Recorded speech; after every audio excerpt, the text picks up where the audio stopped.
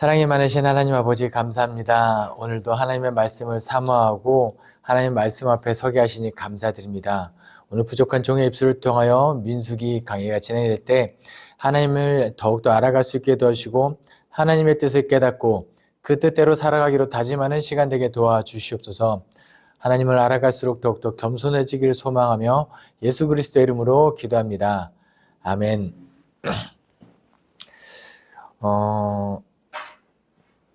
만약에 성경 율법에 물을 깨끗하게 하는 법이 기록되어 있다면 그 책의 이름은 무엇일까요?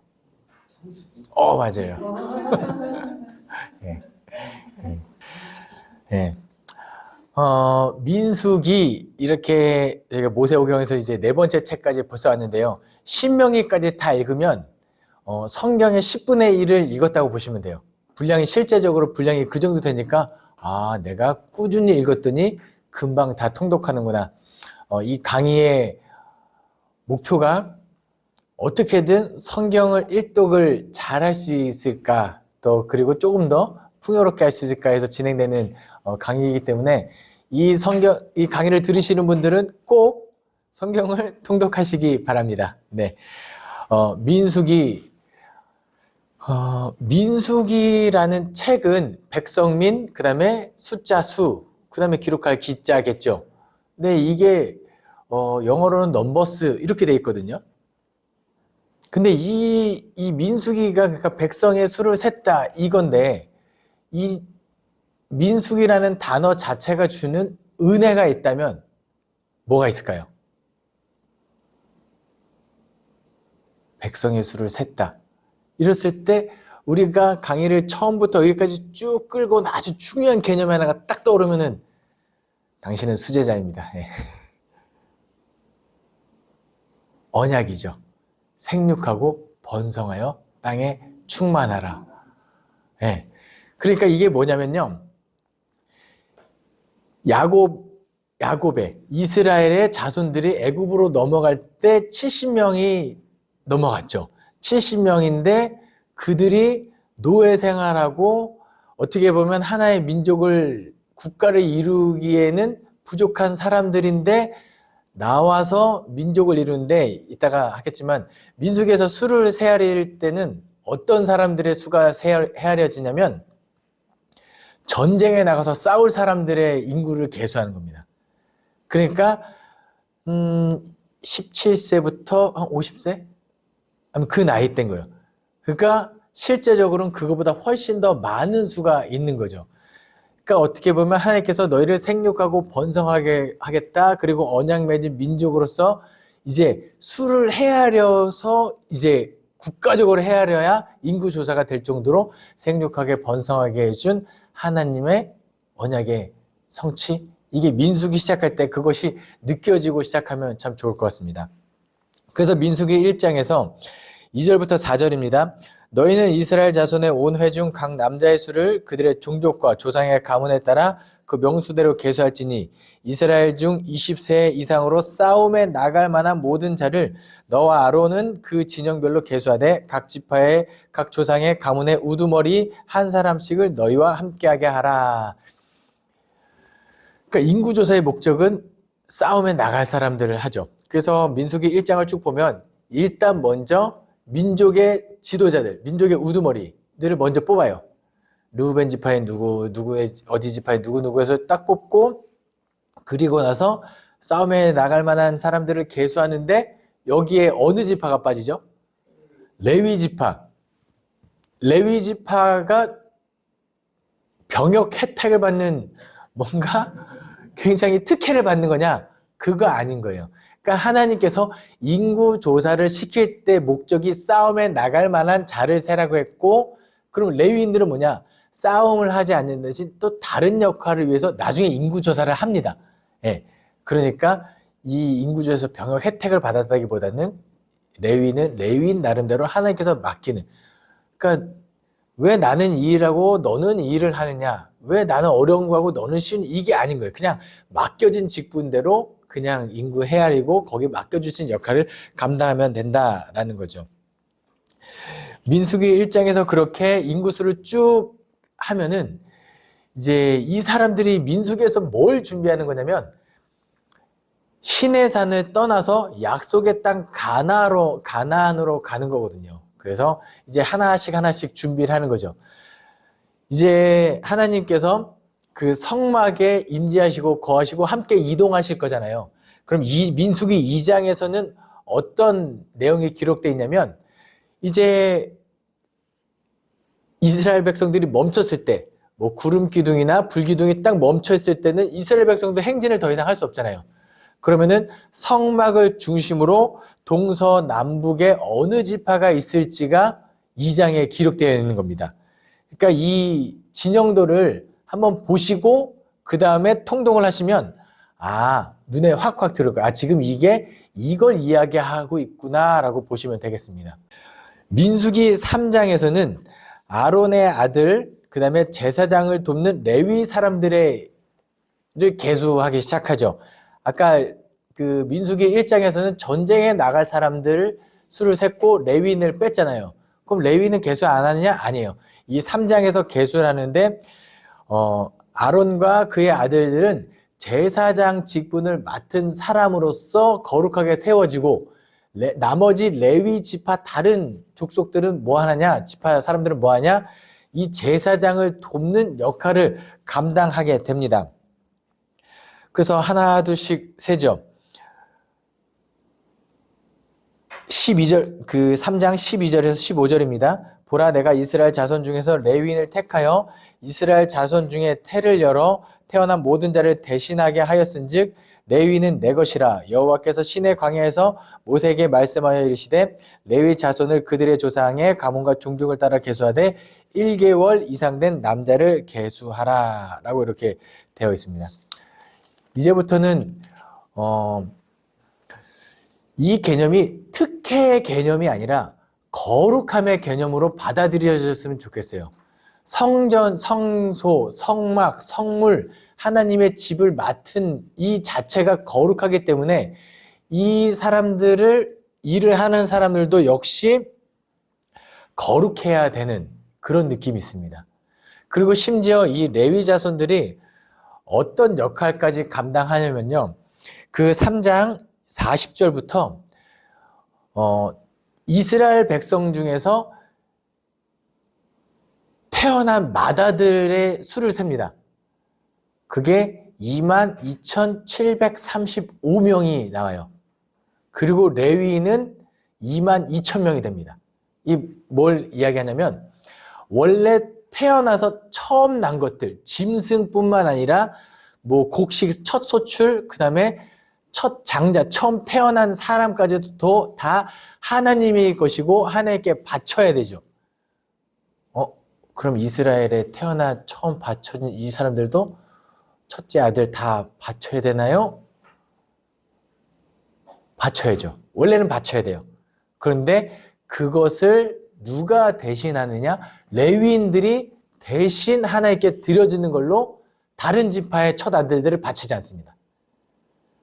그런데 레위인은 22,000명, 그 다음에 그 당시에 인구를 셌던 처음 난 사람들의 인구수는 22,753명. 22,273명. 그러면은 레위인 수가 좀 더 부족하죠. 그래서 뭘 하게 하냐면 그러면 나머지는 돈으로 계산해라. 그래서 부족한 273명은 한 사람당 5세겔씩 해가지고 총 1365세겔로 이렇게 하나님께 드리는 걸로 합니다. 그러니까 레위인들이 맡은 거는 좀 많다고 보시면 돼요. 그런데 나중에 레위인들이 이제 구제받을 대상으로 이제 전락해버리는 아주 예배가 무너질 시대가 되는 것도 좀 안타까운 사실이죠. 네, 그리고 민수기 4장에서 계속해서 레위인들 그 중에서도 제사장 말고 다른 레위인들, 고앗 자손, 게르손 자손, 므라리 자손들의 임무가 기록되어 있습니다. 뭐냐면 이제 성막이 쳐지고 사람들이 이렇게 머물고 있다가 떠날 때가 되면 이 성막을 해체하고 들고 가야 될 거 아니에요. 그러면 제사장들이 가장 먼저 성소, 지성소 들어가서 성물들을 쌉니다. 다른 사람들이 만지면 죽어요. 그러니까 거기 안에 들어갈 수 있는 제사장들이 가서 그걸 쌉니다. 그러면 안에 있는 성물들은 누가 옮기느냐? 고앗 자손이 옮겨요. 어깨에 메고. 그러면은 이제 성물들이 빠져나갔죠. 그러면 성막, 천으로 만든, 이것도 무게가 좀 되겠죠. 이 성막은 누가 담당하느냐? 게르손 자손들이 담당을 합니다. 그럼 이제 구조물들, 널빤지, 그 다음에 기둥들, 좀 무거운 물건들이 있겠죠. 이거 누가 담당하느냐? 무라리가 담당합니다. 제가 한번 여쭤볼게요. 고앗, 게르손, 무라리 셋 중에 누가 막내일 것 같은가요? 무라리입니다. 막내에게, 막내의 지파에게 무거운 걸 맡기는 아주 유교적인 이스라엘 자손 문화를 우리 여기서 엿볼 수가 있다는 거. 네. 우연일 수도 있고요. 어쨌든 이렇게 고앗 자손, 게르손 자손, 무라리 자손에게 임무를 맡겨요. 근데 여기서 재밌는 거 뭐가 있냐면 민수기에서 인구조사를 1장에서 전쟁에 나갈 사람들을 계수하죠. 2장에서 진 배치를 할 때도 똑같이 동쪽에 몇 명, 서쪽에 몇 명, 이 지파 이름을 그대로 다 해요. 한 명도 빼놓지 않고 동일한 내용이 계속 반복돼요. 레위인 인구 계수하고 누가 뭐 할지도 이렇게 계속 반복되는데 이게 뭐냐면 이 안에서 뭐가 느껴지면 소외되는 사람이 없어야 한다. 이름이 빠져서는 안 된다. 이게 좀 느껴지긴 합니다. 그러니까 뭔가 어떤 일을 추진할 때 내 명찰이 하나 빠져있으면 이게 아무것도 아닌 것 같은데 내 이름 빠지는 게 굉장히 이게 속상한 일이거든요. 그러니까 이제 성경에서는 한 사람 한 사람 이름들 그리고 모든 사람에게 동일하게 직분을 맡기는 하나님의 그 섬세한 마음이 이 민수기에서도 느껴진다. 이렇게 보시면 되겠습니다. 그리고 민수기 5장, 6장에서 또 민수기 법이 이제 민수기를 읽다 보면은 중간중간에 법 조항들이 삽입되어 있는 것을 볼 수 있어요. 내용의 흐름과 상관없이 민수기 법들이 그 출애굽기 20장부터 쭉 법전 내용 나오고 그 다음에 레위기의 법 나오고 신명기에도 법이 나오고 이렇게 하는데 민수기의 법은 거의 출애굽기 레위기 법을 그대로 가져가요. 그런데 이따가 이제 6월절 규정할 때도 설명하겠지만 조금씩 몇 가지가 개정되어 있는 것들이 드러나기도 해요. 민수기 5장에서는 어떤 법이 나오냐면요. 부정한 사람을 처리하는 법, 그 다음에 죄를 어떻게 치러야 하는지, 죄에 대한 값을 치르는 법이 나오는데 여기서 조금 재밌는 법이 하나 나옵니다. 아내의 간통을 밝히는 법이 나와요. 그러니까 아내가 간통했다라는 것이 물증이 있으면 그대로 쳐버리죠. 근데 물증 없이 이게 심증만 있을 때 요거 참 사람 피말리거든요. 그렇죠? 어떻게 하느냐? 그런데 성막에 있는 먼지를 물에 담아서 마시게 하거나 아니면은 서양문을 쓰게 해요. 5장 21절 22절입니다. 제사장이 그 여인에게 저주의 맹세를 하게 하고 그 여인에게 말할지니라 여호와께서 내 넓적다리가 마르고 내 배가 부어서 내가 내 백성 중에 저주거리 맹세거리가 되게 하실지라 이 저주가 되게 하는 이 물이 내 창자에 들어가서 내 배를 붓게 하고 내 넓적다리를 마르게 하리라 할 것이요 여인은 아멘 아멘 할지니라. 그러니까 이것을 써서 태워가지고 물에 해서 그걸 마시게 해요. 쓴물을. 근데 보세요. 당시에 성막에 들어가서 거룩하지 못한 사람이 죽어나가는 상황이고 갑자기 하늘에서 만나가 떨어지고 메추라기가 내리고 이런 기적들을 본 사람들이 이걸 봤을 때 여인에게 자, 지금부터 이것을 해서 마실 거야. 만약에 너가 진짜로 간통했으면 창자에 들어가서 배가 붓게 될 거고 다리가 마르게 될 거야. 하면 어떻게 여인은 어떤 선택을 할까요? 만약에 자기가 무죄하다면, 무흠하다면 기꺼이 마시겠죠. 마신다는들? 그런데 실제로 간통한 사람들이라면 죽여주십시오 하고 이제 용서를 빌겠죠. 네. 그걸 차마 못 마실 거예요. 그러면 이거 여인들을 뭔가 옥죄하기 위한 법이냐? 아니에요. 사실은 이 법의 더 주된 목적은 약자를 보호하는 법입니다. 뭐냐면 남자가 여자 여인과 결혼했을 때 나눠질 수 없어요. 이혼 증서를 주지 않습니다. 그런데 하나가 있어요. 뭐냐면 간통했을 때. 이럴 때는 이제 그러니까 이 남편이 이 여자가 마음에 안 드는 거예요. 당시 이제 여성의 인권이 좋지 않은 시대였거든요.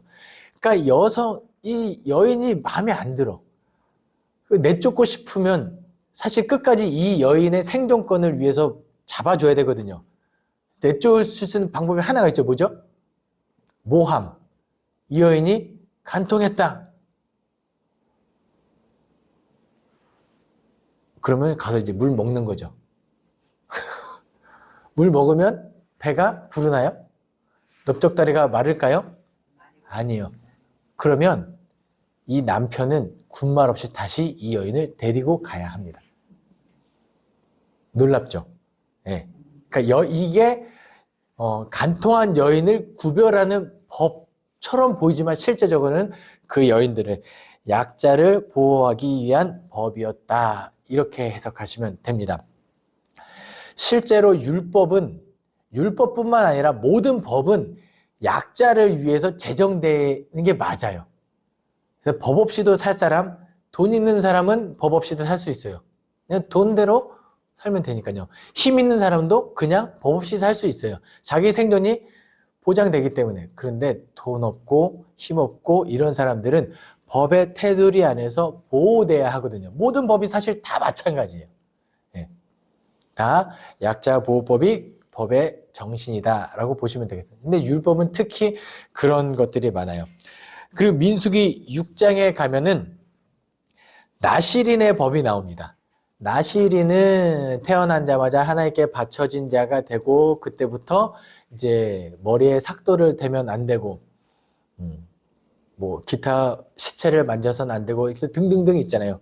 그래서 나실인이 특히 이거 약간 삼손에게 해당하는 건데 나실인이 먹으면 안 되는 음식이 있습니다. 뭔지 아세요? 들기름. 예, 머리가 들기름. 머리가 덜 자라서 죄송합니다. 재밌게 보시라고. 민수가 지루한 강의거든요. 그래서 이 나실인의 법이 나오는데 제가 이 나실인의 법을 이제 강의를 준비하면서 꼼꼼히 읽으면서 발견한 게 하나 있습니다. 저는 나실인은 철저하게 거룩해야 된다 이렇게 좀 마음이 좀 있었거든요. 그런데 나실인도 사람이잖아요. 나도 모르게 길을 가다가 탁 넘어져서 시체를 만지거나 이렇게 부정하게 되면 어떻게 해요? 이제 끝인가요? 다시는 기회가 나실인에게는 없는가요? 근데 그렇지 않아요. 제가 발견했는데 저도 여기서 6장 7절인가에 9절입니다. 누가 갑자기 그 곁에서 죽어서 스스로 구별한 자의 머리를 더럽히면 그의 몸을 정결하게 하는 날에 머리를 밀 것이며 곧 7째 날에 밀 것이니라. 다시 시작하면 돼요. 은혜죠. 그러니까 우리가 거룩한 나실인도 이렇게 부지 중에 어떻게 실수해서 거룩함을 잃으면 그냥 정해진 날에 머리를 밀고 다시 서원하고 거룩하게 살겠습니다 하고 나실인으로 살면 돼요. 하물며 우리도 마찬가지죠. 예수 그리스도의 보혈로 말미암아 우리가 깨끗하게 됐는데 거기서 완전 무결하게 우리 지금 잘 살고 있나요? 그런 분들은 여기서 강의 안 듣고 있고 천국에 가 있겠죠. 네. 그래서 다시 시작할 수 있는 것이 하나님의 은혜다. 이 나실인의 법을 통해서 또 한번 보시면 되겠습니다. 이 민수기 법까지 쭉 이야기하고 민수기 6장에 아주 은혜로운 제사장, 대제사장 축복문이 기록되어 있는데 제가 한번 읽어드리겠습니다. 6장 24절에서 26절이에요. 여호와는 내게 복을 주시고 너를 지키시기를 원하며 여호와는 그의 얼굴을 내게 비추사 은혜 베푸시기를 원하며 여호와는 그 얼굴을 내게로 향하여 드사 평강 주시기를 원하노라 할지니라. 아멘. 대한예수교 장로회 총회에서 예배를 마치고 축도를 하잖아요. 이제는 우리 주 예수 그리스도의 은혜 하나님의 사랑과 더불어 공식적으로 할 수 있는 축도문이 이겁니다. 그런데 대제사장 축복문으로 축도하는 목사님을 많이 못 보셨죠? 외우기가 어려워서 그런 것 같습니다. 네. 네. 그런데 이 축복문이 주는 은혜는 뭐냐면 뭐가 축복이냐라는 거예요. 하나님께서 언제나 우리를 지키시고 임마누엘 하시고 우리를 향하여 얼굴을 비추고 우리를 향하여 우리를 바라보고 있는 것이 우리에게 축복인 거예요. 하나님이 딴 데 보지 않고 우리를 바라보고 있는 것이 축복인 거예요. 그럼 뭐가 잘못이에요? 뭐가 죄인가요? 하나님은 우리를 오매불만 보고 있는데 우리는 자꾸 딴 데를 봐요. 이게 죄인 거예요. 죄는 하마르티아에서 화살의 관역을 벗어난 게 죄인 거거든요. 그러니까 하나님은 우리를 보고 축복하고 있는데 우리는 받는 건 받고, 나는, 이거 전문적인 용어로 먹튀라고 합니다. 그래서, 나는 먹고, 받은 축복은 받고, 이러지, 축복에 합당하게 우리도 하나님을 향하여 시선을 맞추고 고정해서 하나님을 향하여 나아갈 수 있는 축복받는, 성도님들이 되셨으면 좋겠습니다. 이제 민수기 7장입니다. 민수기 7장에서는 다시, 감독들이 자발적으로 헌물하는 장면이 기록되어 있습니다. 감독들이 먼저 헌물을 하는데 이거 약간 어떤 느낌이냐면 역량적이 있는 사람들, 어떤 지위가 있는 사람들, 이런 사람들은 이런 헌금에 있어서도 솔선수범해야 되는 그런 느낌이 좀 있어요. 그래서 이제 민족적으로 헌물을 할 거예요. 그런데 그 전에 먼저 지위가 있는 사람들이 헌물하는데 총 이스라엘 전체 지휘관 12명이죠. 12지파에 한 명씩이니까 지휘관들이 수레를 6대, 지휘관 2명당 한 대꼴로 헌물하고 소 12마리를 헌물합니다. 지휘관 한 명당 한 마리꼴로 헌물하죠. 그리고 이 수레랑 소는 어디에 사용되느냐? 이제 이스라엘 백성들이 이동할 때 성막을 해체하잖아요. 그러면 가장 무거운 것을 지고 가는 무라리 족속들에게는 수레 4대, 소 8마리를 줍니다. 여기다 싣고 갈 수 있도록. 그것보다 조금 가벼운 천막에 해당하는 이제 게르손 자손들에게죠. 게르손 자손들에게는 수레 2개, 그 다음에 소 4마리를 줍니다. 그런데 고앗 자손에게는 안 줍니다. 성물을 등에 지고 가야 하기 때문에 제가 아까 강의 초반부에 누가 막내일까요? 물어봤잖아요. 고앗 자손이 좋다고 이제 우리가 가장 가벼운 거를 선택했는데 오히려 자기들이 지고 가는 그런 상황에 처하게 된 그런 모습. 어쨌든 헌물들이 목적에 맞게 쓰여져 있고 그 다음부터는 지파별로 동일하게 헌물합니다. 인구수가 달라요. 인구수를 조사하면은 이 루벤 지파부터 이제 베냐민 지파까지 인구수가 다르지만 여기 보시면 7장 13절부터 17절까지 헌물은 성소의 세겔로 130세겔 무게의 은반 하나와 70세겔 무게의 은발이 하나라. 그 두 그릇에는 소재물과 기름 섞인 고운 가루를 채웠고 그다음에 등등등 쭉 헌물의 양이 민족이 그 지파가 내야 할 헌물의 양이 기록되어 있는데 모든 지파가 동일하게 냅니다. 인구가 많고 적고가 아니라 그냥 동일하게 균등하게 내는 것을 볼 수 있습니다. 바구니 2개, 그 다음에 금그릇 하나, 향을 채우고 번제물, 속제물, 화목제물 이렇게 동일하게 내는 것을 볼 수 있습니다. 그 다음에 민수기 8장에서는 또 민수기 법이 나와요. 등잔을 차려놓는 방식, 성소 안에는 항상 등불을 밝혀야 합니다. 이 등불이 주는 의미는 뭐냐면 하나님께서 빛으로 그곳에 계속해서 임재하고 있음을 나타내는 거예요. 그러면 오늘날 그 당시에 하나님의 현현, 하나님께서 임재하신 것을 이 등불을 보면서 하나님께서 이곳에 함께 하신다라는 것을 느끼겠다면 오늘날 하나님께서 우리와 함께 계시다는 것을 나타내는 등불은 그 역할은 무엇일까요? 바로 저와 여러분. 네. 예수님께서 뭐라고 하시죠? 너희는 세상의 빛이라. 너희는 세상의 소금이라. 이 빛된 자녀의 모습으로 살아갈 때 하나님이 이곳에 살아계시고 하나님께서 임재하신 것을 이제 우리가 드러내야 되는 거예요. 그러니까 율법이 주는 그 의미가 다 사라지는 것이 아니라 다 우리에게 이어지고 있다는 것을 느껴주시면 좋겠습니다. 그리고 민수기법 중에 하나가 뭐냐면 레위인을 요제로 여호와께 드리다 이렇게 되는 거예요. 제가 아까 말씀드렸다시피 레위인들은 마다들을 대신으로 이스라엘 자손 대신해서 하나님께 다 바쳐진 존재들이잖아요. 그러면 사실 재물의 개념도 있거든요. 그러면 이제 레위인들을 한 명씩 다 따다가 피를 흘려서 이게 할 수는 없잖아요. 그러니까 요제 흔들어 드리는 제사로, 이렇게 흔들어 드리는 제사는 전부 다 드렸다는 의미를 가지고 있어요. 예, 온전히 바쳐진 민족, 온전히 거룩한 레위인들의 모습. 그러니까 이 민수기 8장에 나와 있는 레위인에 관한 법의 핵심은 뭐냐면 거룩함을 어떻게 유지할 것인가가 핵심인 거예요.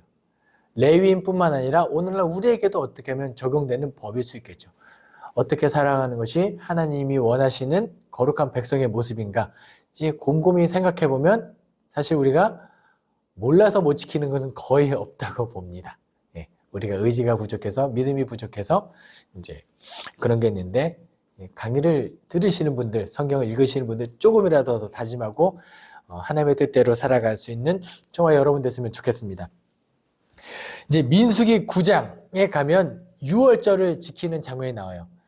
이제 이게 이스라엘 민족의 두 번째 유월절입니다. 첫 번째 유월절은 언제죠? 출애굽할 때. 출애굽할 때 유월절을 지키고 나왔죠. 그리고 시내산에 도착해서 거의 1년 정도를 머물렀으니까 이제 두 번째 유월절 할 때가 된 거예요. 떠나기 전에 이제 유월절을 지킨다고 보시면 되겠습니다. 그래서 모세가 이야기하죠. 옛날에 이 출애굽기 때 이야기했던 대로 규례대로 여호와의 명령대로 유월절을 지켜라. 그런데 잠깐만요 하는 사람들이 등장했어요. 뭘까요? 율법대로라고 한다면 부정한 사람들이 있어요. 죄를 지었거나 피 흘렸거나 이래서 그 총회 이 안에서 그룹에서 떠나 있어야 되는 사람들이 있거든요. 그쵸? 범죄한 사람들 약간 떠나 있어서 부정함을 다 속하고 다시 들어와 하는 6월절이 다가왔는데 나도 모르게 시체를 만져서 뭐 이렇게 잘못을 저질러서 떠나 있으면 나 6월절 못 지키는데 어떡하죠? 모세가 맞네. 어떡하지? 이럴 때 어떻게 하면 될까요? 모세가 임의대로 판단하지 않습니다. 모세는 철저하게 여호와께 묻고 대답을 해주고 내놓은 답이 뭐냐면 한 달 뒤에 원래는 정한 기일 6월절은 1월 14일 첫째 달 14일에 6월절을 지내는데 그렇게 어쩔 수 없이 먼 데 나가 있거나 이렇게 해서 그때 올 수 없던 사람들은 2월 14일 날 와서 6월절을 기념하여 지켜라 라고 개정이 좀 되는 부분이 있죠. 출애굽기 레위기하고 조금 다른 규정 부분이 있습니다. 그리고 다시 6월절을 지키고 이제 다시 길을 안내하는 구름에 따라서 이동하는. 그리고 민수기 10장에서는 이제 떠날 때가 됐죠. 이제 출발합시다. 그러니까 6월절이 이때 지키는 이유도 약간 새로운 출애굽 그런 느낌이 좀 있어요. 예. 그리고 뭔가 중요한 일을 할 때 거룩하게 모든 것을 기념하고 출발하는. 그래서 10장에서는 나팔 신호를 정합니다. 나팔을 한 번 불 때는 2개 불 때는 온 회중이 모이고, 한 번 불 때는 뭐 어떻게 하고, 크게 불 때는 뭐 어떻게 하고. 예. 실제로 이 소리를 들어보지는 못했지만 이렇게 규정을 정해서 일사불란하게 명령대로 지켜진 대로 나팔을 불면서 출발하죠. 그런데 여기도 행진하는 순서가 여기 기록되어 있거든요. 아마 민수기 10장만 보시면은 헷갈릴 수 있는데, 지금 보여드리는 표를 보시면 지금 민수기 10장에서는 이 순서대로 가라는 것을 명령을 지시하고 있구나 라고 보시면 돼요. 맨 앞에 가는 것은 당연히 언약궤입니다. 하나님이 맨 앞서 가시고 그 언약궤를 지고 가는 사람들은 아론, 그 아들들 제사장입니다. 그리고 그 다음에는 유다, 이사갈, 스불론, 그 다음에 그 유다 지파 다음에는 성막이 오고, 그 다음엔 르우벤, 시몬, 갓, 그 다음에는 고앗 자손의 성물들, 그 다음에 에브라임, 므낫세, 베냐민, 그 다음에 납달리, 이렇게까지